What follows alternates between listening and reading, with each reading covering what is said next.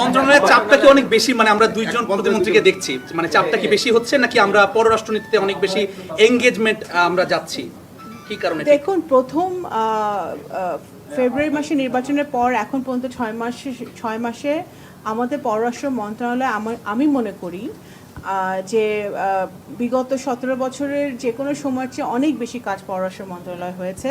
আমি ব্যক্তিগতভাবে 3টা নতুন উইং ওপেন হয়েছে এখানে। আমাদের মাইগ্রেশন নিয়ে আমরা কাজ করছি, আমাদের অবৈধ মাইগ্রেশন অভিবাসন বন্ধ করার জন্য আমরা কাজ করছি। আমরা ইন্টারমিনিস্ট্রিয়াল অনেকগুলো ফোকাল পয়েন্ট গ্রুপ কমিটি তৈরি করেছি যেগুলো আগে কখনো ছিল না, প্রবাসী কল্যাণের সাথে, কালচারাল মিনিস্ট্রির সাথে, লেবার মিনিস্ট্রির সাথে, কমার্স মিনিস্ট্রির সাথে। তো এগুলো কিন্তু আমরা করেছি, আমি করেছি।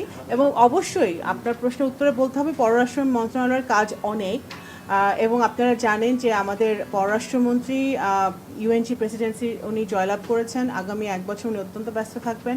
তো অবশ্যই মন্ত্রণালয়ের কাজের সুবিধার্থে এবং সরকারের কাজ আরও বেগবান করার লক্ষ্যে সরকার অবশ্যই যে সিদ্ধান্ত নেবে সেই সিদ্ধান্ত অনুযায়ী কাজ হবে। শুরু থেকেই তিনি কাজ করছেন, আমরা দেখছিলাম যে মানে পররাষ্ট্র উপদেষ্টা হিসেবে অবশ্যই উনি তো পররাষ্ট্র উপদেষ্টা হিসেবে কাজ করছিলেন এবং আগেও আমরা যখন বিরোধী দল ছিলাম তখনও উনি পররাষ্ট্র বিষয়ক কাজ করেছেন। তো অবশ্যই ওনার তো সেই এক্সপিরিয়েন্স আছেই।